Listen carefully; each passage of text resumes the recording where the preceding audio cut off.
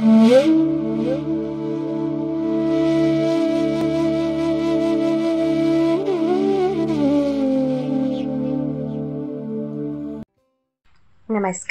मैं क्रांति और आप सुन रहे हैं किताबें बहुत सी में शिवानी पंत जी के द्वारा लिखी हुई एक अनूठी कहानी अपराधी कौन।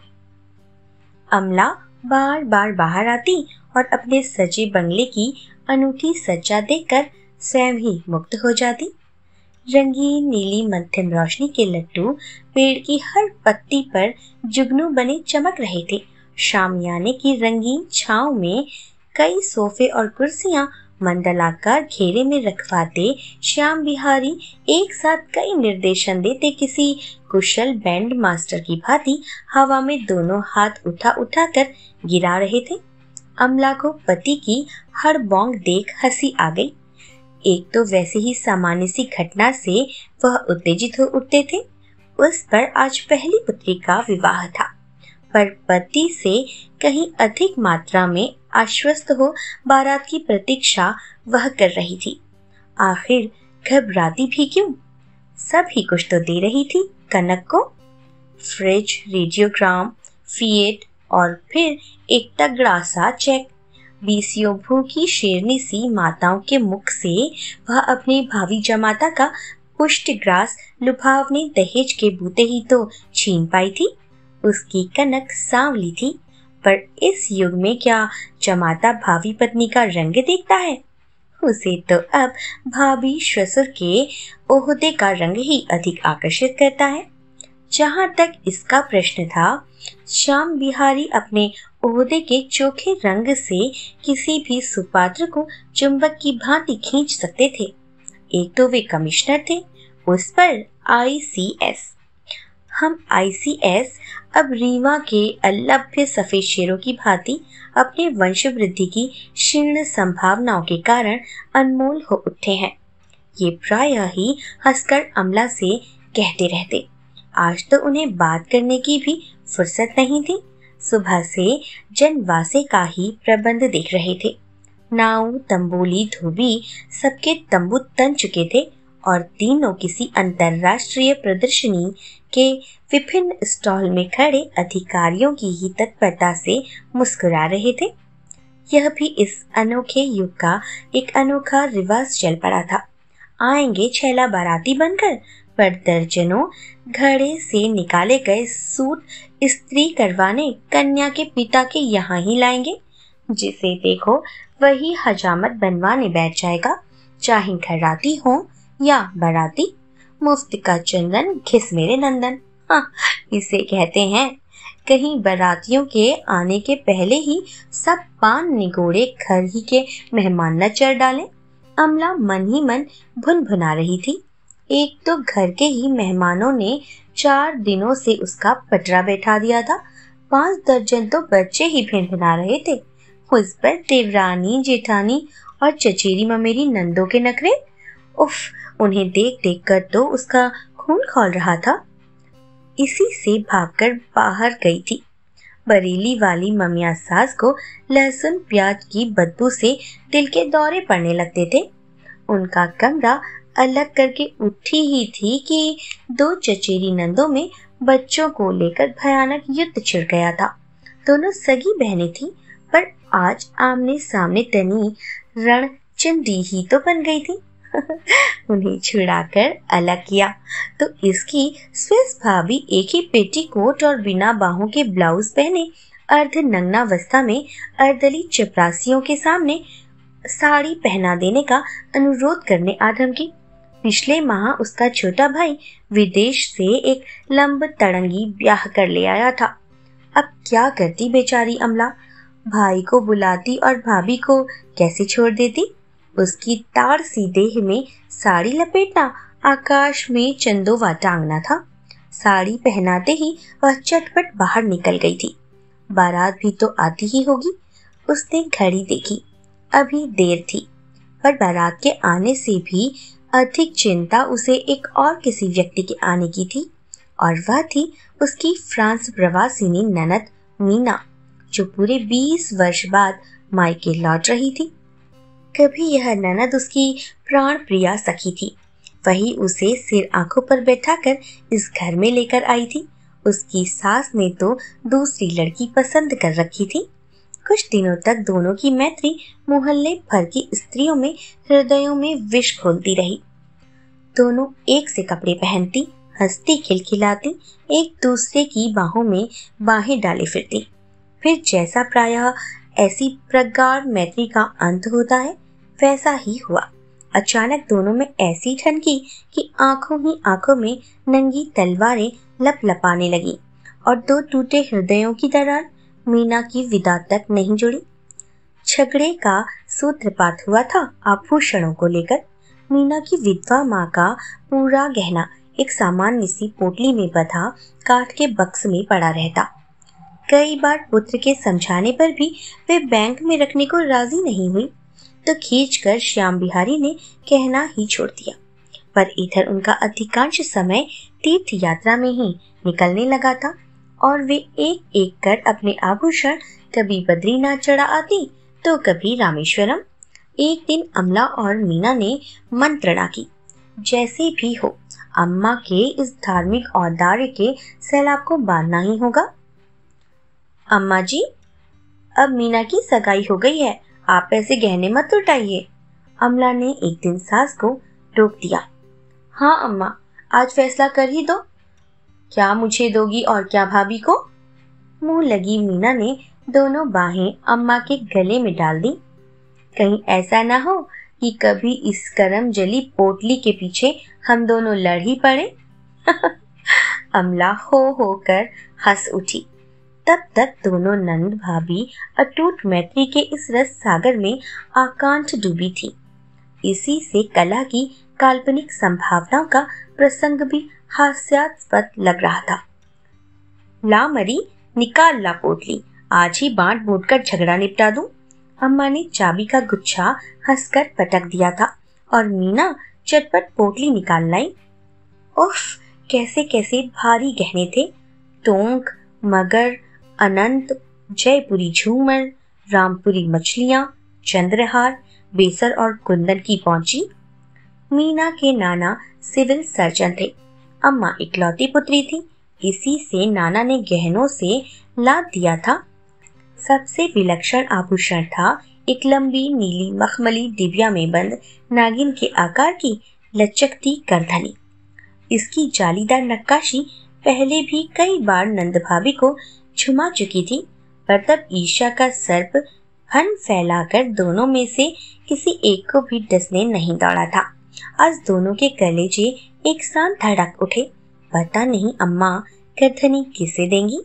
मीना सोच रही थी, मैं तो अम्मा की इकलौती बिटिया हूँ, करधनी मुझे ही देंगी। अमला सोच रही थी, कितने अरमानों की बहू हूँ मैं, करधनी हो ना हो मेरे ही हिस्से में आएगी। अम्मा की ख्याली हंडिया में उधर उबाल पर उबाल आ रहे थे। सब कहना मन ही मन बांट चुकी थी, पर दोनों की तृष्णा के प्राण उनकी करधनी पर ही अटके हैं। वे जान गई थी, बेटी तो पराया धन है, कल परसों ब्याह होगा तो पराई हो जाएगी। जिंदगी तो उसे बहू के साथ ही काटनी थी। फिर करधनी भी साधारण नहीं थी। एक चिर रुग्ण जड़िया को मीना के नाना ने उसका खोया पौरुष लौटा दिया था। अपनी मुख कृतज्ञता को उसी अनूठी करधनी की कारीगरी में वह सदा के लिए अमर कर गया था। ऐसी लपलपाती जीभ थी नागिन की, आंखों में जगमगाती दो हीरो की कनिया जड़ी थी। उस चमत्कारी करधनी का एक और आकर्षण था, एक पेच घुमाते ही वह अपनी कैंचुली छोड़ देती, जो क्षण भर में सिमटकर बाईं ओर चाबी का गुच्छा बनकर लटक जाती थी। अम्मा कहा करती थी, जब करधनी बनकर आई थी तो उसे देखने लाट साहब की मैम भी आई थी। वही करधनी आज किसी भाग्यशालिनी को मिलेगी। अम्मा ने एक एक कर गहनों को दो ढेरियों में बांट दिया। टोंक, बेसर, चंद्रहार अमला का, कंकड़ झूमर सतलड़ी मीना की, राजस्थानी बोरला अटर बटर आया अमला की ढेरी में। कुंदन की चंपा कली, उड़ीसा की कटकी, सोने की कंगी मीना की। दोनों ढेरियां ऐसी न्यायपूर्ण सूझबूझ का प्रतीक थी कि किसी में भी घट बढ़ का प्रश्न ही नहीं उठता था। अकेली करधनी बच गई थी। अम्मा, चाहे हमारी ढेरी के 2-3 गहने भाभी की ढेरी में डाल दो, पर हम तो करधनी ही लेंगी। उसने करधनी सचमुच उठा ली। सास ने बहू की गंभीर मुख मुद्रा देखी तो बड़ी चातुर्य से बिगड़ती स्थिति संभाल ली। अच्छा अच्छा, देखा जाएगा। अभी तो तू दोनों पोटलियां बक्से में डाल दे। करधनी अलग रख दी है मैंने। पुर्जी डाल दें? क्यों, है ना बहू? पर अम्मा की पुर्जी के पहले ही नियति की पुर्जी पड़ गई। मीना के विवाह की तिथि निश्चित हुई तो गहने झलवाने सुनार बुलवाया गया। दोनों पोटलियों के गहने ज्यों के त्यों धरे थे। अकेली करधनी ही नहीं थी। अम्मा तो पागल सी हो गई थी। एक तो शुभ कार्य के पहले सोना खो गया था, महा अपशकुन। उस पर उनका सबसे प्रिय आभूषण। अम्मा ऐसा फूट फूट कर बाबूजी की मृत्यु पर भी न रोई थी। पर यह कैसे हो गया? चाबी तो निरंतर उन्हीं के पास रहती थी। कभी कभी बहू मांग लेती और कभी बिटिया। शीशम का वह बक्सा उन्हीं के कमरे में धरा रहता और वे दिन रात उसी कोठरी में खजाने पर बैठे सर्प की भांति कुंडली मारे बैठी रहती। भोली अम्मा भागती भागती भृगु संहिता के पंडित जी के पास भी गई थी। खोई वस्तु का चोर घर में ही है, पर मिलेगा 20 साल में। भाड़ में जाए करधनी। मीना के आंसू टपकने लगे थे। 20 वर्ष तक क्या उसकी कमर ऐसी ही लचीली रह जाएगी? क्या करेगी करधनी का जब कमर ही न रहेगी? फिर बेचारी रिक्त कमर लेकर ही ससुराल चली गई। उसके ससुर फ्रांस में इत्र के एक प्रसिद्ध व्यवसायी थे। पति के साथ मीना ने स्वदेश त्याग दिया। धीरे धीरे वह माँ, भाई, भाभी सबको भूल गई, पर करधनी को नहीं भूली। इतना वह खूब समझती थी कि चतुरा नटनी सी भाभी की फुर्तीली अंगुलियों ने ही भोली अम्मा की चाबी टेढ़ी कर रात ही रात में करधनी गायब कर दी थी। आज पूरे 20 वर्ष पश्चात वह भाई का पत्र पाकर स्वदेश लौट रही थी। अम्मा अब नहीं रही, पर फिर भी मायका मायका ही था। भैया को देखा तो वह रही सही पूर्व शत्रुता भी बिसर गई। भैया ने मूछें रख ली थी, कनपति के बाल सफेद हो गए थे और क्षण भर को उसे लगा जैसे बाबूजी ही हंसते हुए खड़े हो गए हैं। और मौसी कितना बुढ़ा गई थी मौसी। सामने के तो दांत टूट गए थे, ठीक जैसे अम्मा की पोपली हंसी का नक्शा फिर से उतर कर रख दिया था विधाता ने। वह तो आंसू ही नहीं रोक पाई। क्यों री मुनिया, दामाद को नहीं लाई? मौसी ने पूछा। अरे मौसी, उन्हें क्या अपने कारोबार से फुर्सत रहती है? उसने बड़े गर्व से कहा और भाभी की ओर बाहें फैला दी। उसकी तन्वी भाभी बेहद फूल गई थी। करधनी धरी भी होगी तो इस विराट परिधि पर कहाँ घेर पाएगी? उसे मन ही मन गहरा संतोष हो गया। उसकी कमर तो अब भी विदेशी कॉर्सेट के बंधन में कसी उसकी कौमार्यावस्था की 21 इंची घेरा निभा रही थी। तुम तो मीना वैसी की वैसी ही धरी हो। भाभी का कंठस्वर भी शरीर के साथ साथ मांसल हो उठा था। भतीजी कहाँ है मेरी? मीना ने बड़े लाड़ से पूछा और भाभी ने एक सांवली सी लड़की को उसकी ओर ठेल दिया। मीना ने भतीजी का माथा चूम कर कहा, मेरी दिव्या से 1.25 महीने बड़ी है तू। उसे क्यों नहीं लाई बुआ? भतीजी ने पूछा। उसे अपनी दुकान सौंपाई हो रानी। एक दिन भी बंद रहती तो लाखों का नुकसान हो जाता। क्रिसमस आ रहा है। बुआ ने दर्पपूर्ण उक्ति से महिला वृंद को घायल किया और धम से कुर्सी पर बैठ गई। मीना की दुकान भारती वास्तव में फ्रांसीसी सुंदरियों के लिए एक बहुत बड़ा आकर्षण थी। भारतीय गहने, साड़ियां, आलता, नकली चोटियां और झूमर, यहाँ तक कि मांग भरने का सिंदूर और बिच्छुओं का जोड़ा वहाँ मिल सकता था। कभी फ्रांस में इक्के दुक्के भारतीय विवाहों के लग्न खुलते तो मीना की दुकान ही सोहाग पिटारा जुटाती। काश अम्मा की करधनी होती तो वह टिकट लगाकर प्रदर्शनी से ही माला माल हो जाती। ऐसी व्यावसायिक खटकेबाजी में उसकी कल्पना बेजोड़ थी।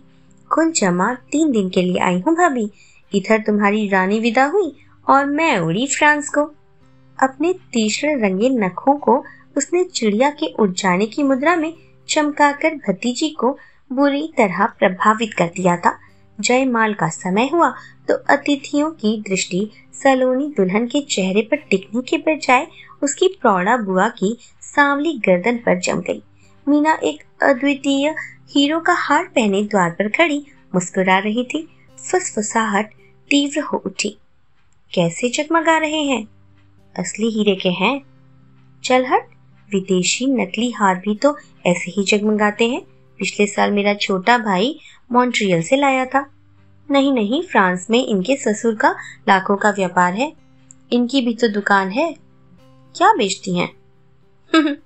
ईर्ष्यालु स्त्रियों का अशिष्ट स्वर उनके कानों के पास ही सरक आया, पर उस जगमगाती बुलंद इमारत के सामने छोटे मोटे आभूषण पहने भड़कीली नारियों की आभा सहसा तुच्छ हो उठी, जैसे झोपड़ियों पर धरे दिए टिमटिमा रहे हों।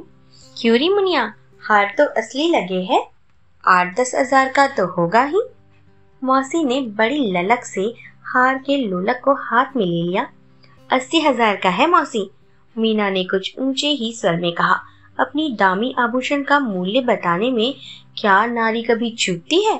फिर तो दूल्हे को देख ही कौन रहा था, आंखों ही आंखों में हार की आलोचना चल रही थी। कहा था ना मैंने 80 हजार का है। सूरत तो 125 की भी नहीं। पर एक एक कर झोपड़ियों के टिमटिमाते दिए बुझ गए। बुलंद इमारत जगमगाती रही।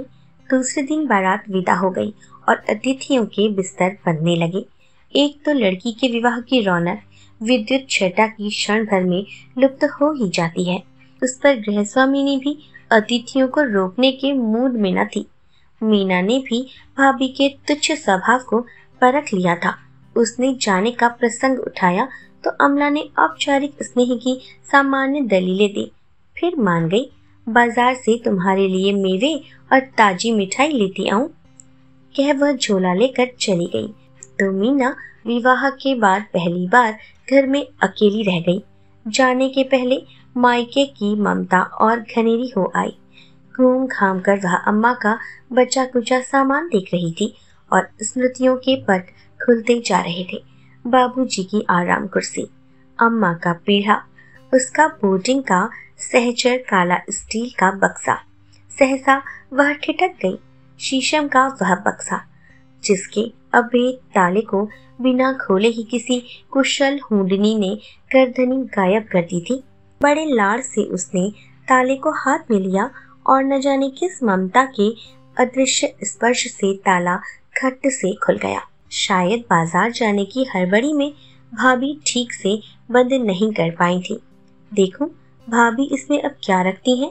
मीना ने दोनों हाथों से भारी ढकना उठाया। पर क्या केवल इसी कौतूहल ने उसे प्रेरित किया? राना किनारी गोटा, टूटे प्लग और अम्मा की फुलवारी दुपट्टा। कैसी प्यारी प्यारी कस्तूरी की सी महक थी। ठीक अम्मा की देह परिमल की सी परिचित लपट।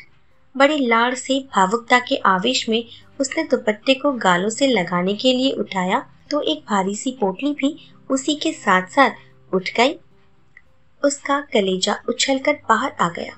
वही चमक दमक और वे वही चमचमाती आंखें। अनुभवी हाथों के अनुभूत स्पर्श ने पेच घुमाया। क्षण भर में सरपणी की कैंचल चाबी का गुच्छा बनकर लटक गई। कुछ देर तक वह सोचती रही, फिर एक तड़प से गर्दनी लेकर उठ गई। काठ का बक्सा फिर ज्यों का त्यों ताला लटकाए निर्जीव बन गया।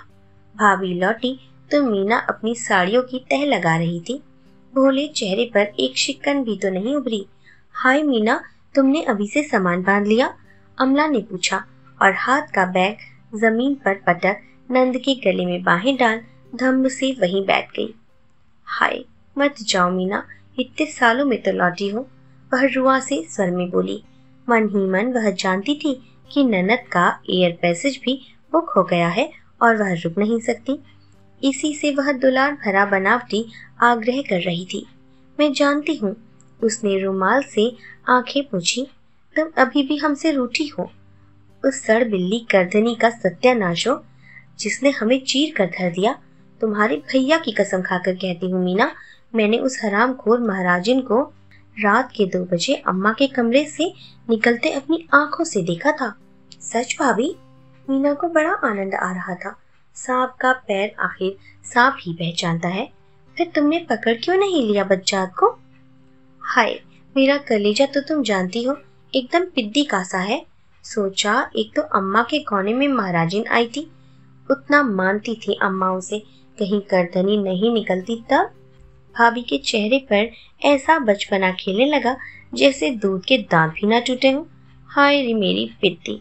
मीना ने बड़े लाड़ से भाभी को बाहू-पाश में कस लिया। अब खबरदार, जो उस करधनी का नाम लिया, मुझसे बुरी कोई नहीं होगी। हाँ, सामान बांध लूं, फिर रात को खूब आराम से बातें करेंगे। करधनी सबसे नीचे धरी फ्रेंच शिफॉन की साड़ी के नीचे हारों के हार के साथ कुंडली मारे पड़ी थी। उस रात को 12 बजे तक ननद भाभी बतियाती रही। हार सहेज कर रख लिया ना मीना, कहीं बटुए में ही धरकर तो नहीं भूल गई? बड़ी लापरवाह हो तुम, भाभी ने पूछा तो मीना अंधेरे ही अंधेरे में मुंह फेर कर मुस्कुरा ली। हाँ भाभी, मैंने तो कल ही सूटकेस में बंद कर लिया था। मैं तो आज तुम्हारे साथ ही सोऊंगी, पता नहीं फिर कब मिलना हो।